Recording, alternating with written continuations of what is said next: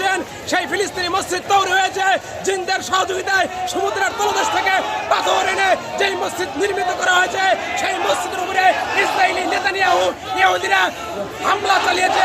এই হামলার প্রতিবাদে বাংলাদেশ থেকে যে বারুদ চলেছে, বাংলাদেশের তৌহিদি জনতা জেগে উঠেছে, সারা বিশ্বের মুসলিম জেগে উঠেছে।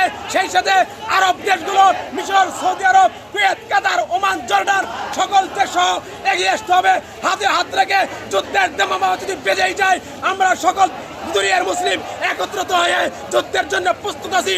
বাংলার 18 কোটি জনতা যুদ্ধের জন্য প্রস্তুত আছে। বাংলার মুসলমান কিন্তু জেগে উঠেছে।